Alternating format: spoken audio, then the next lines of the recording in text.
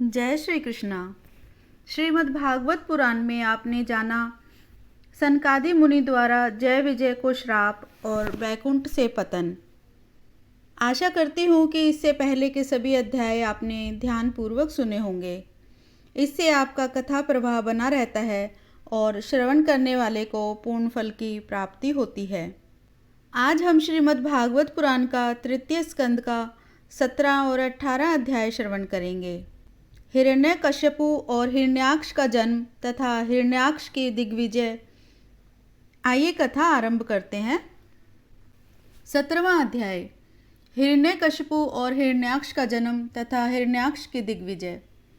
श्री मैत्रेय जी ने कहा, विदुर जी, ब्रह्मा जी के कहने से अंधकार का कारण जानकर देवताओं की शंका निवृत्त हो गई और फिर वे स्वर्गलोक को लौट आए। इधर दीति को अपने पतिदेव के कथन के अनुसार पुत्रों की ओर से उपद्रव आदि की आशंका बनी रहती थी। इसलिए जब वे पूरे 100 वर्ष बीत गए तब उस साध्वी ने 2 यमज जुड़वा पुत्र उत्पन्न किए। उनके जन्म लेते समय स्वर्ग, पृथ्वी और अंतरिक्ष में अनेकों उत्पात होने लगे, जिनसे लोग अत्यंत भयभीत हो गए। जहाँ तहाँ पृथ्वी और पर्वत कांपने लगे, सब दिशाओं में दहा होने लगा, जगह जगह उल्कापात होने लगा, बिजलियां गिरने लगी और आकाश में अनिष्ट सूचक धूमकेतु तारे दिखाई देने लगे। बार बार साएं साएं करती और बड़े बड़े वृक्षों को उखाड़ती हुई बड़ी विकट और असह्य वायु चलने लगी। उस समय आंधी, उसकी सेना और उड़ती हुई धूल ध्वजा के समान जान पड़ती थी। बिजली जोर जोर से चमक कर मानो खिलखिला रही थी। घटाओं ने ऐसा सघन रूप धारण किया कि सूर्य, चंद्र आदि ग्रहों के लुप्त हो जाने से आकाश में गहरा अंधेरा छा गया। उस समय कहीं कुछ भी दिखाई न देता था। समुद्र दुखी मनुष्य की भांति कोलाहल करने लगा। उसमें ऊंची ऊंची तरंगें उठने लगी और उसके भीतर रहने वाले जीवों में बड़ी हलचल मच गई। नदियों तथा अन्य जलाशयों में भी बड़ी खलबली मच गई और उनके कमल सूख गए। सूर्य और चंद्रमा बार बार ग्रसे जाने लगे तथा उनके चारों ओर अमंगल सूचक मंडल बैठने लगे। बिना बादलों के ही गरजने का शब्द होने लगा तथा गुफाओं से रथ की घरघराहट का सा शब्द निकलने लगा। गांवों में गीदड़ और उल्लुओं के भयानक शब्द के साथ ही शियारियां मुख से दहकती हुई आग उगलकर बड़ा अमंगल शब्द करने लगीं। जहाँ तहाँ कुत्ते अपनी गर्दन ऊपर उठाकर कभी गाने और कभी रोने के समान भांति भांति के शब्द करने लगे। विदुर जी, झुंड के झुंड गधे अपने कठोर खुरों से पृथ्वी खोदते और रेंकने का शब्द करते मतवाले होकर इधर उधर दौड़ने लगे। पक्षी गधों के शब्द से डरकर रोते चिल्लाते अपने घोंसले से उड़ने लगे। अपने खिरकों में बंधे हुए वन में चरते हुए गाय, बैल आदि पशु डर के मारे मलमूत्र त्यागने लगे। गायें ऐसे डर गईं कि दूहने पर उनके थनों से खून निकलने लगा। बादल पीव की वर्षा करने लगे। देव मूर्तियों की आंखों से आंसू बहने लगे और आंधी के बिना ही वृक्ष उखड़ उखड़ कर गिरने लगे।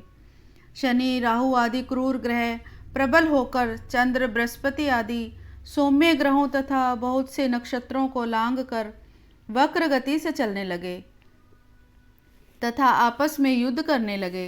ऐसे ही और भी अनेकों भयंकर उत्पात देखकर सनकादि के सिवा और सब जीव भयभीत हो गए तथा उन उत्पातों का मर्म न जानने के कारण उन्होंने यही समझा कि अब संसार का प्रलय होने वाला है। वे दोनों आदि दैत्य जन्म के अनंतर शीघ्र ही अपने फौलाद के समान कठोर शरीर से बढ़कर महान पर्वतों के सदृश हो गए तथा उनका पूर्व पराक्रम भी प्रकट हो गया। वे इतने ऊंचे थे कि उनके सुवर्णमय मुकुटों का अग्रभाग स्वर्ग को स्पर्श करता था और उनके विशाल शरीरों से सारी दिशाएं आच्छादित हो जाती थी। उनकी भुजाओं में सोने के बाजूबंद चमचमा रहे थे। पृथ्वी पर जो वे एक एक कदम रखते थे उससे भूकंप होने लगता था और जब वे खड़े होते थे तब उनकी जगमगाती हुई चमकीली करधनी से सुशोभित कमर अपने प्रकाश से सूर्य को भी मात करती थी। वे दोनों यमज थे। प्रजापति कश्यप जी ने उनका नामकरण किया। उनमें से जो उनके वीर्य से दिति के गर्भ में पहले स्थापित हुआ था, उसका नाम हिरण्यकशिपु रखा, और जो दिति के उदर से पहले निकला वह हिरण्याक्ष के नाम से विख्यात हुआ। हिरण्यकशिपु ब्रह्मा जी के वर से मृत्यु भय से मुक्त हो जाने के कारण बड़ा उद्यत हो गया था। उसने अपनी भुजाओं के बल से लोकपालों के सहित तीनों लोकों को अपने वश में कर लिया। वह अपने छोटे भाई हिरण्याक्ष को बहुत चाहता था और वह भी सदा अपने बड़े भाई का प्रिय कार्य करता रहता था। एक दिन वह हिरण्याक्ष हाथ में गदा लिए युद्ध का अवसर ढूंढता हुआ स्वर्गलोक में जा पहुंचा। उसका वेग बड़ा असह्य था। उसके पैरों में सोने के नुपुरों की झनकार हो रही थी, गले में विषय सूचक माला धारण की हुई थी और कंधे पर विशाल गदा रखी हुई थी। उसके मनोबल, शारीरिक बल तथा ब्रह्मा जी के वर ने उसे मतवाला कर दिया था, इसलिए वह सर्वथा निरंकुश और निर्भय हो रहा था। उसे देखकर देवता लोग डर के मारे वैसे ही जहाँ तहाँ छिप गए, जैसे गरुड़ के डर से सांप छिप जाते हैं। जब दैत्यराज हिरण्याक्ष ने देखा कि मेरे तेज के सामने बड़े बड़े गर्वीले इंद्र आदि देवता भी छिप गए हैं, तब उन्हें अपने सामने न देखकर वह बार बार भयंकर गर्जना करने लगा। फिर वह महाबली दैत्य वहाँ से लौटकर जल क्रीड़ा करने के लिए मतवाले हाथी के समान गहरे समुद्र में घुस गया, जिसमें लहरों की बड़ी भयंकर गर्जना हो रही थी। ज्यों ही उसने समुद्र में पैर रखा कि डर के मारे वरुण के सैनिक जलचर जीव हकबका गए और किसी प्रकार की छेड़छाड़ न करने पर भी वे उसकी धाक से ही घबराकर बहुत दूर भाग गए। महाबली हिरण्याक्ष अनेक वर्षों तक समुद्र में ही घूमता और सामने किसी प्रतिपक्ष को न पाकर बार बार वायु वेग से उठी हुई उसकी प्रचंड तरंगों पर ही अपनी लोहमयी गदा को आजमाता रहा। इस प्रकार घूमते घूमते वह वरुण की राजधानी विभावरीपुरी में जा पहुंचा। वहां पाताल लोक के स्वामी जलचरों के अधिपति वरुण जी को देखकर उसने उनकी हंसी उड़ाते हुए नीच मनुष्य की भांति प्रणाम किया और कुछ मुस्कुराते हुए व्यंग्य से कहा, महाराज, मुझे युद्ध की भिक्षा दीजिए। प्रभो, आप तो लोकपालक, राजा और बड़े कीर्तिशाली हैं। जो लोग अपने को बांका वीर समझते थे, उनके वीर्य मद को भी आप चूर्ण कर चुके हैं और पहले एक बार आपने संसार के समस्त दैत्य दानवों को जीतकर राजसूय यज्ञ भी किया था। उस मदोन्मत्त शत्रु के इस प्रकार उपहास करने से भगवान वरुण को क्रोध तो बहुत आया, किंतु अपने बुद्धि बल से वे उसे पी गए और बदले में उससे कहने लगे, भाई, हमें तो अब युद्ध का कोई चाव नहीं रह गया है। भगवान पुराण पुरुष के सिवा हमें और कोई ऐसा दिखता ही नहीं जो तुम जैसे रणकुशल वीर को युद्ध में संतुष्ट कर सके।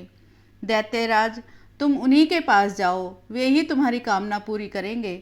तुम जैसे वीर उन्हीं का गुणगान किया करते हैं, वे बड़े वीर हैं। उनके पास पहुंचते ही तुम्हारी सारी शेखी पूरी हो जाएगी और तुम कुत्तों से घिरकर वीर शैया पर शयन करोगे। वे तुम जैसे दुष्टों को मारने और सत्पुरुषों पर कृपा करने के लिए अनेक प्रकार के रूप धारण किया करते हैं। इस प्रकार 17वां अध्याय समाप्त हुआ। 18वां अध्याय, हिरण्याक्ष के साथ वाराह भगवान का युद्ध। श्री मैत्रेय जी ने कहा, तात, वरुण जी की यह बात सुनकर वह मदोन्मत्त दैत्य बड़ा प्रसन्न हुआ। उसने उनके इस कथन पर कि तू उनके हाथ से मारा जाएगा कुछ भी ध्यान नहीं दिया और चट नारद जी से श्री हरि का पता लगाकर रसातल में पहुंच गया। वहां उसने विश्व विजयी वाराह भगवान को अपने दाढ़ों की नोक पर पृथ्वी को ऊपर की ओर ले जाते हुए देखा। वे अपने लाल लाल चमकीले नेत्रों से उसके तेज को हरे लेते थे। उन्हें देखकर वह खिलखिलाकर हंस पड़ा और बोला, अरे, यह जंगली पशु यहाँ जल में कहाँ से आया? फिर वाराह जी से कहा, अरे ना समझ, इधर आ, इस पृथ्वी को छोड़ दे। इसे विश्व विधाता ब्रह्मा जी ने हम रसातल वासियों के हवाले कर दिया है। रे सूकर रूपधारी सुराधम, मेरे देखते देखते तू इसे लेकर कुशल पूर्वक नहीं जा सकता। तू माया से लुक छिप कर ही दैत्यों को जीत लेता और मार डालता है। क्या इसी से हमारे शत्रुओं ने हमारा नाश कराने के लिए तुझे पाला है? मूढ़, तेरा बल तो योग माया ही है और कोई पुरुषार्थ तुझ में थोड़े ही है। आज तुझे समाप्त कर मैं अपने बंधुओं का शोक दूर करूंगा। जब मेरे हाथ से छुटी हुई गदा के प्रहार से सिर फट जाने के कारण तू मर जाएगा, तब तेरी आराधना करने वाले जो देवता और ऋषि हैं, वे सब भी जड़ कटे हुए वृक्षों की भांति स्वयं ही नष्ट हो जाएंगे।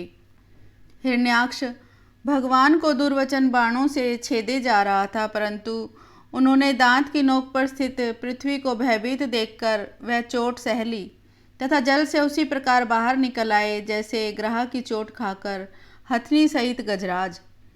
जब उसकी चुनौती का कोई उत्तर न देकर वे जल से बाहर आने लगे, तब ग्रह जैसे गज का पीछा करता है, उसी प्रकार पीले केश और तीखी दाढ़ों वाले उस दैत्य ने उनका पीछा किया तथा वज्र के समान कड़क कर वह कहने लगा, तुझे भागने में लज्जा नहीं आती? सच है, असत पुरुषों के लिए कौन सा काम न करने योग्य है। भगवान ने पृथ्वी को ले जाकर जल के ऊपर व्यवहार योग्य स्थान में स्थित कर दिया और उसमें अपनी आधार शक्ति का संचार किया।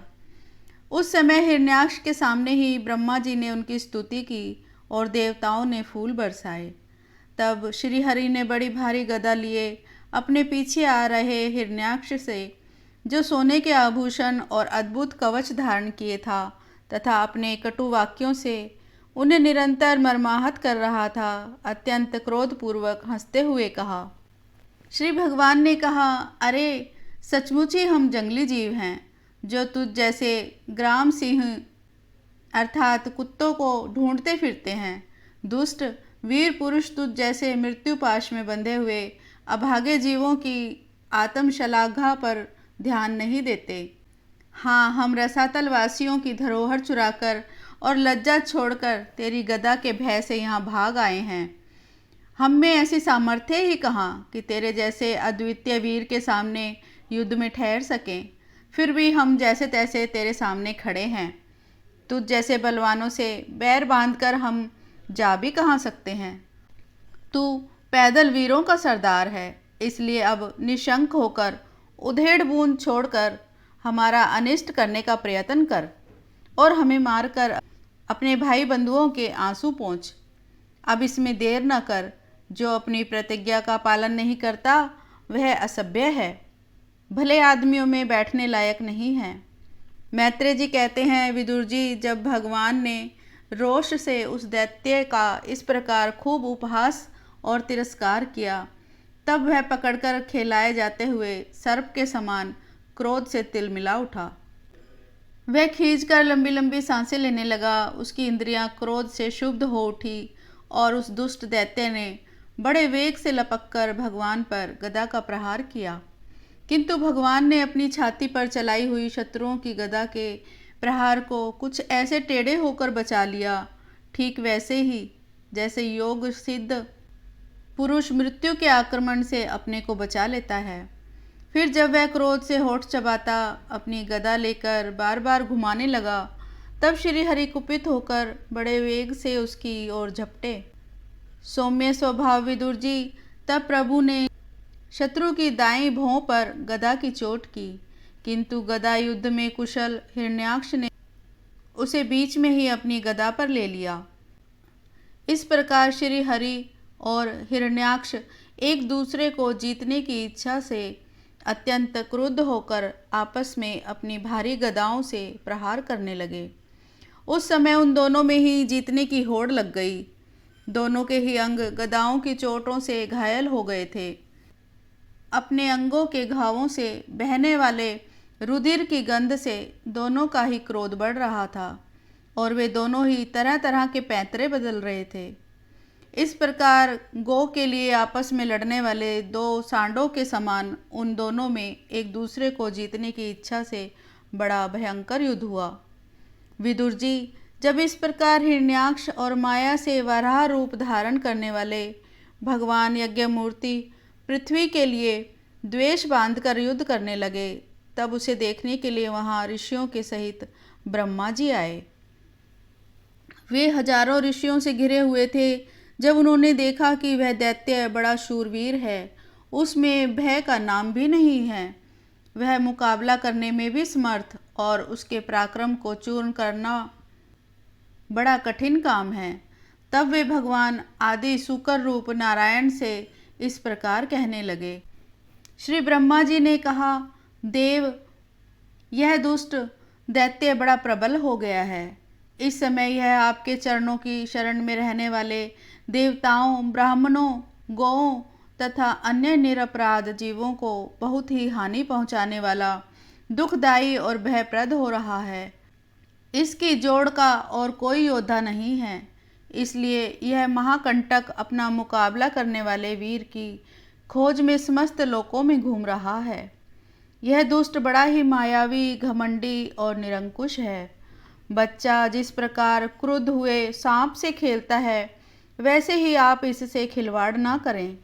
देव, अच्युत, जब तक यह दारुण दैत्य अपनी बल वृद्धि की वेला को पाकर प्रबल हो, उससे पहले पहले ही आप अपनी योग माया को स्वीकार करके इस पापी को मार डालिए।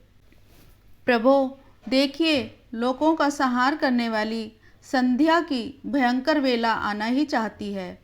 सर्वात्मन, आप उससे पहले ही इस असुर को मारकर देवताओं को विजय प्रदान कीजिए। इस समय अभिजीत नामक मंगलमय मुहूर्त का भी योग आ गया है। अतः अपने सुहृद हम लोगों के कल्याण के लिए शीघ्र ही इस दुर्जय दैत्य से निपट लीजिए। प्रभो, इसकी मृत्यु आपके ही हाथों होनी है। हम लोगों के बड़े भाग्य हैं कि यह स्वयं ही अपने काल रूप आपके पास आ पहुंचा है। अब आप युद्ध में बलपूर्वक इसे मारकर लोकों को शांति प्रदान कीजिए। इस प्रकार यह अध्याय समाप्त हुआ। ओम श्री कृष्णाय नमः। कथा अभी जारी है।